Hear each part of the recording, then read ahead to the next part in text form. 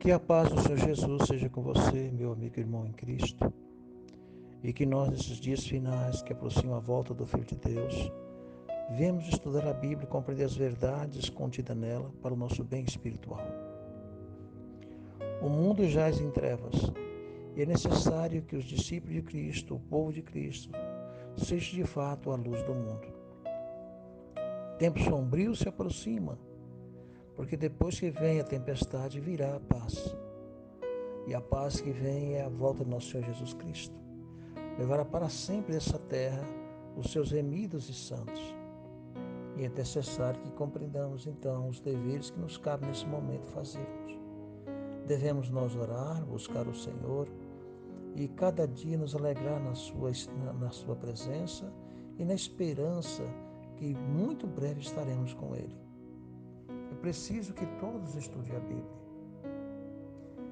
E ao estudar a Bíblia encontramos as festividades do Senhor, porque Deus quer que seu povo seja um povo alegre, um povo feliz, um povo que irradia ao mundo luz, esperança, um povo que transmite ao mundo que há um Deus eterno, que tudo está no controle de suas mãos. E que nós não devemos temer, mas esperar no Senhor e agir pela fé no Filho de Deus, na esperança que Ele nos concedeu. O tema de hoje é as festas do tabernáculo. Deus havia instituído 3 santas convocações anuais. Essas festas, todas elas têm o seu simbolismo. Todas essas festas, ela ensina algo que vai acontecer e que já aconteceu e que irá acontecer agora novamente. Essas festividades traziam o povo mais próximo de Deus, para alegrar na presença de Deus, ser grato a Deus, agradecido pelas bênçãos que Deus derrama sobre a terra para o povo dele, para a humanidade. Por isso diz aqui no livro de Êxodo, capítulo 23, verso 14, 3 vezes no ano me celebrareis uma grande festa de adoração ao meu nome. A primeira festa, chamada a festa da Páscoa, essa festa ela simbolizava o libertamento do povo que saíram do Egito. Com mão forte e poderosa, Deus libertou seu povo. Dessa mesma maneira, essa festa tem um simbolismo agora da libertação do povo de Deus também. Faraó não queria de maneira alguma que o povo de Deus fosse liberto do cativeiro. Essa festa também ela tem o simbolismo que Cristo nos libertou do reino do pecado. Satanás quer nos manter escravo ao pecado, mas Cristo é o nosso libertador. E Ele nos liberta. Essa maravilha que ensina essas festividades. A segunda festa, que é a festa do Pentecoste, ou as festas da semana, porque a palavra Pentecoste ela não existe no original hebraico. No hebraico está escrito apenas as festas das semanas, que depois que acabasse, depois do dia das primícias, contaria 7 semanas inteiras. Chegaríamos então no dia em que derramou o Santo Espírito de Deus sobre a sua igreja, dando poder à igreja de Deus, ao povo de Deus, para que o povo de Deus fosse luz ao mundo. E o povo de Deus, então, ele agora deveria iluminar a terra com o Evangelho de Cristo, apresentando Cristo. E só poderia fazer isso com o derramamento do Espírito Santo, com o poder do Espírito Santo. E Cristo diz: vós sereis minha testemunha em todos os cantos da terra, começando por Jerusalém até os confins da terra. Então, essa festividade, ela indicava então o grande início do Evangelho universal, que haveria de atingir o mundo inteiro. Foi pelo poder do Santo Espírito de Deus. Agora viria então a terceira festa do ano. A primeira festa, a libertação do povo do cativeiro. A segunda festa, levando a mensagem do Evangelho ao mundo. E a terceira festa, apresentando ao povo que breve chegaria o tempo de nós irmos encontrar com Cristo. É chegado o tempo do juízo, o tempo de ser julgado toda a terra, o tempo de separar o joio do trigo, o tempo em que o povo deveria estar pronto para ser levado para estar com Cristo pela eternidade. A terceira festa começava então com uma grande alegria jubilosa, que era a festa do início do sétimo mês, também com a alegria da lua nova, porque toda lua nova é o início de cada mês do ano. São 12 meses, são 12 lua nova. Mas a lua nova do sétimo mês, ela tinha um toque mais abrangente, mais especial. Por que ela tinha essa diferença? Porque ela chamava a atenção do povo para o julgamento, para o tempo determinado.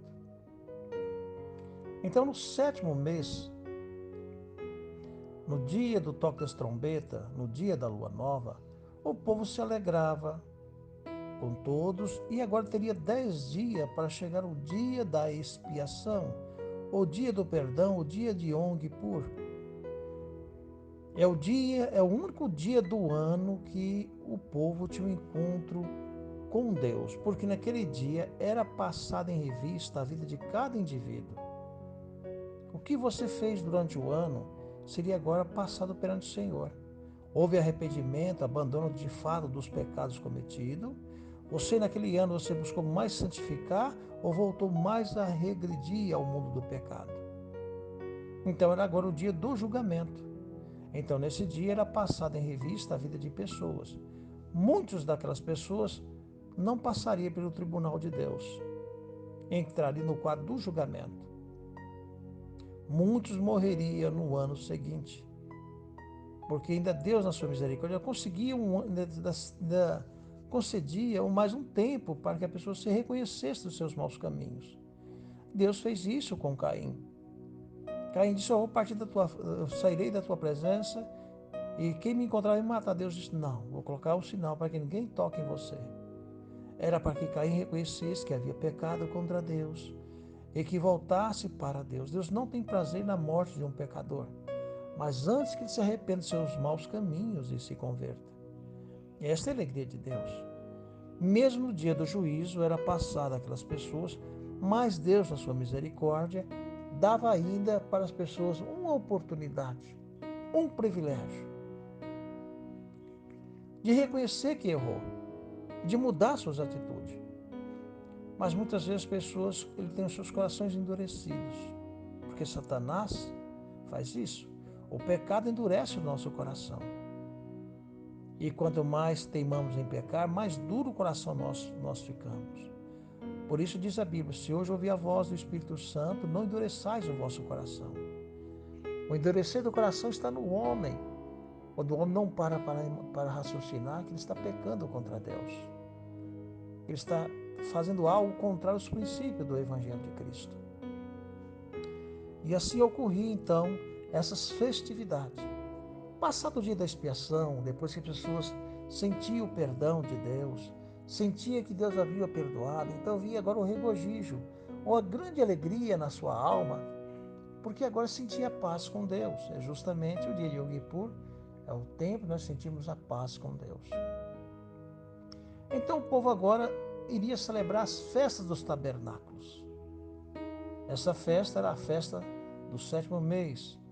E essa festa tem o simbolismo da colheita final, onde Deus vai colher os frutos para a vida eterna, os santos, e vai ser queimado e destruído os ímpios, com a volta de nosso Senhor Jesus Cristo. Então é muito importante nós analisarmos cada festividade e que as denominações religiosas não ensinam ao povo. E nisso tem feito que o povo se distancie de Deus e perdendo assim a visão do Evangelho eterno. Por isso aqui diz no livro de Êxodo, capítulo 23, verso 16, assim: guardareis também as festas das colheitas, das primícias, do seu trabalho, de semeadura dos campos. Celebrarei as festas do encerramento da colheita, e quando no final do ano recolheres do campo os frutos dos teus trabalhos para os armazenar. A primeira festa, que era a festa da Páscoa, ela tinha também o simbolismo da colheita de cereal. era feita a colheita do cereal na primavera, que era o período em que está amadurecendo o trigo, a cevada. O povo se alegrava então, fazia a colheita até ao chegar no dia de Pentecoste, ou na sétima semana. Agora, depois de tudo colhido, armazenado, vinha a festa do Pentecoste com alegria de agradecer a Deus pelas bênçãos, pelo cereal que Deus concedeu para alimentar o povo. Então, a festa do primeiro mês de Abibe, essa festa simbolizava a colheita do cereal, o libertamento do povo saído do Egito e também a festa da alegria de Cristo nos resgatar e nos conceder a vida eterna, porque foi nesse mês que Cristo deu a vida por nós. É tanto que nesse período festivo, no dia 10 do mês de Abibe, era separado o cordeiro pascual para ser morto no dia 14, que simbolizava o Senhor Jesus Cristo. Dessa mesma forma, também no sétimo mês, no dia 10 do sétimo mês, agora não era mais um cordeiro pascual, que tinha nessa mesma data, que dava sempre no terceiro dia da semana da lua crescente. No dia 10 do sétimo mês e o dia 10 do sétimo mês também. O dia 10 do sétimo mês, simbolizando então agora o dia do juízo. Quem ia presidir esse juízo? O próprio Senhor Jesus Cristo, porque Ele é o sumo sacerdote. E nesse dia só entrava o sumo sacerdote dentro do Santo do Santo. E só Cristo está agora no Santo do Santo, nessa data também, para interceder e julgar o seu povo. Então, o que acontecia então nessas festividades? Essa alegria. E esse simbolismo deve ser hoje ainda observado pelos remanescentes, por aqueles que acreditam e almejam a volta do Filho de Deus. Tão maravilhoso era esta festividade, que diz aqui, Deus sempre apresentando ainda no livro de Êxodo, capítulo 34, verso 22, guardareis as festas das semanas, as festas primícias, da colheita dos trigos e a festa do encerramento da colheita do fim do ano. Essas três festividades, todas elas têm seu simbolismo espiritual.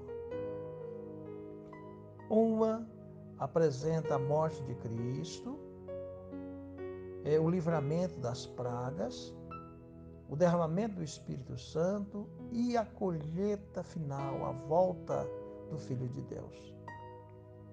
As três festividades. Mas o que o inimigo de Deus iria fazer para que isso fosse apagado da mente do povo? E desta maneira o povo perderia a espiritualidade, não conseguiria ver a importância dessas santas convocações e a necessidade de nós congregarmos para fazer estas festas. Essas festas levariam nós também a desprender do mundo, do materialismo, das coisas que nos prendem, e nos alegrar no Senhor, saber que Deus está no comando. Por isso aqui no livro de Daniel, capítulo 7, verso 25, diz que o homem do pecado, o filho da perdição, o agente de Satanás, ele ia fazer isto. Ele iria mexer nesse calendário divino que está composto com as festividades, com um sábado verdadeiro, com tudo de acordo com a Bíblia.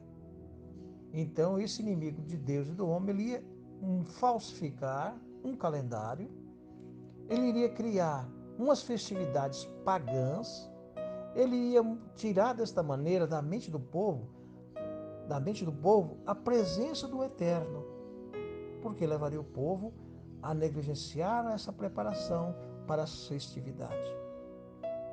Então essas festividades têm sua grande importância no mundo dos cristãos, daqueles que amam e desejam a verdade. Mas o inimigo das trevas, o inimigo de Deus, o príncipe das trevas, ele semeia semente no meio do povo de Deus. Ele é o joio. Mas diz aqui, o que faria então esse inimigo de Deus? Ele ia usar um cristianismo falso, um cristianismo de maneira que seria exaltado mais as trevas do que a luz. Diz a Bíblia, esse reino ele seria diferente, ele falaria contra Deus, ele ia se sentar no trono como se fosse Deus, parecendo Deus. Ele ia alterar o calendário do Senhor, ele ia tentar alterar o calendário, as festas religiosas e as leis. Quem fez isso foi a Igreja Católica Apostólica Romana.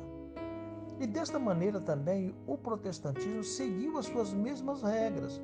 Por isso a profecia de Apocalipse diz que a grande prostituta e suas filhas.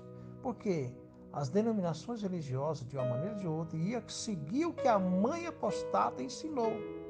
Por isso nós temos as festividades da apostasia. Nós temos o Natal, nós temos as festividades juninas, que não tem nada a ver com as Sagradas Escrituras. Nós vemos nos Estados Unidos a festa do Halloween, né? A festa das bruxas. São festividades terrivelmente pagãs que envolveu o coração do povo e o povo não conseguiria enxergar as festividades do Senhor, que trazia para ele espiritualidade e esperança no Deus eterno. É importante que nós estudamos a Bíblia para definir e compreender o que é verdade. Porque aqui o inimigo ele ia cuidar de fazer isto. E é preciso nós entender, então, agora o período que nós estamos vivendo, que agora aproxima ao dia da festa dos tabernáculos. E todas as festividades do Senhor é feito pelo calendário de Deus, pela semana bíblica, não pelas festas gregorianas ou pelo calendário gregoriano, mas pelo calendário do Eterno. Então, como todas as vezes o dia de Pentecoste caía no primeiro dia da semana, que era a lua crescente, assim também as festas das colheitas, o início das colheitas caía no dia 16, que era a lua cheia. Assim também a Páscoa sempre caía, o dia 14 do mês da Bíblia, caía no sexto dia da semana bíblica, que era o sexto dia da lua crescente. E o dia 15 sempre caía no dia sétimo da semana, que era o sétimo dia da semana, que era o dia 15 do mês, e era também o sétimo dia da lua crescente. O dia 16 era o primeiro dia da semana bíblica, que era a lua cheia.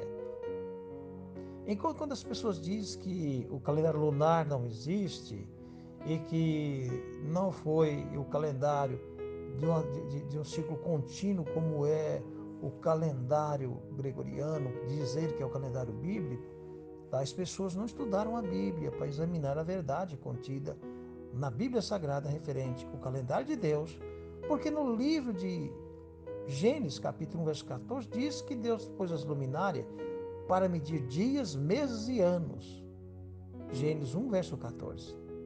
Então eu tenho que olhar sempre para o calendário de Deus, não para o calendário do homem, o homem do pecado, o filho da perdição. Então o filho da perdição iria fazer o quê? Tirar da mente do povo, Satanás que faz esse trabalho, tirar as festividades que Deus deixou para que as pessoas pudessem compreender com alegria e felicidade as festividades que Deus deixou. Assim diz então a profetisa Ellen White, diz a seguinte palavra: a festa dos tabernáculos não era apenas comemorativa, mas também típica. Não somente apontava para a peregrinação no deserto, mas como a festa da ceifa. Celebrava a colheita dos frutos da terra, indicando no futuro o grande dia da colheita final, em que o Senhor da seara enviará seus ceifeiros para juntar o joio em feixe para o fogo e a colher o trigo para o celeiro celestial. Naquele tempo, os ímpios todos serão destruídos. Eles se tornarão como se nunca tivesse sido. Obadias 1, verso 6. Então preste bem atenção, irmão. Cada festividade tem o seu simbolismo, seu ensinamento. A primeira festa, que era a Páscoa, era a libertação do povo. A segunda festa, o Pentecoste, o poder do Espírito Santo para levar adiante o Evangelho. E a terceira festa, o juízo final. O final do mundo. O final da raça ímpia, e somente os santos é eleito para a vida eterna. Então estamos vivendo, sim, nós estamos no 7º mês. Está aproximando agora o grande dia das festas das cabanas, já que terminou o dia de Yom Kippur. Terminou o dia da expiação. Então agora o povo vai se alegrar que vai ser no sábado bíblico. Sempre o dia de todas essas festas começaram no sábado da semana, mas o sábado bíblico, o sábado do Senhor. Dava o início da festa e o termo da festa dá sempre no sábado semanal. No dia 15 e no dia 22. O dia 15 da lua crescente, o último dia da lua crescente, que já está virando lua cheia, é o início da festa das cabanas, também era o início das festas dos pães asmos.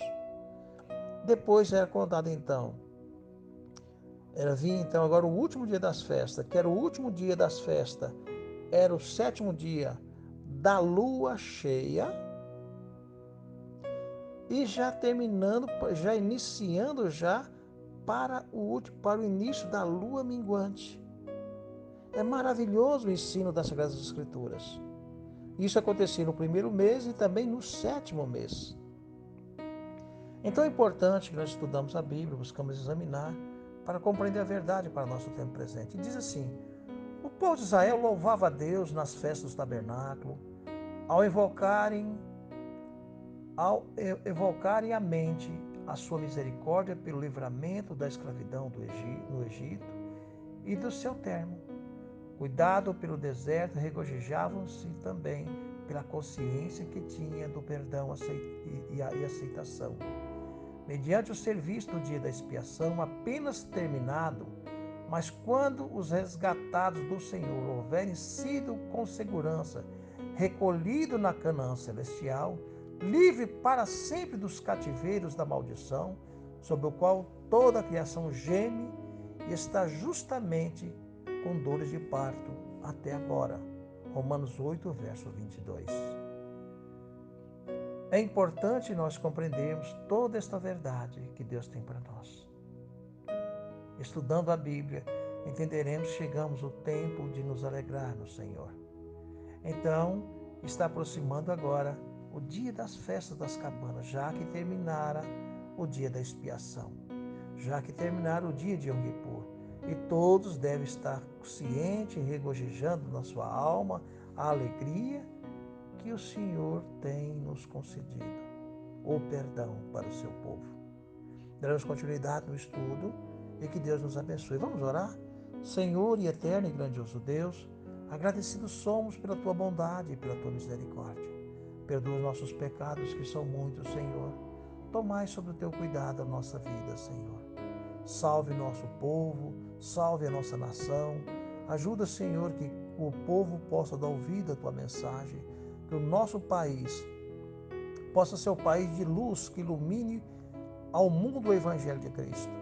E que o povo aceite, que o povo escolha a luz, a verdade, para te servir e obedecer e ser de fato nossa nação a luz do mundo.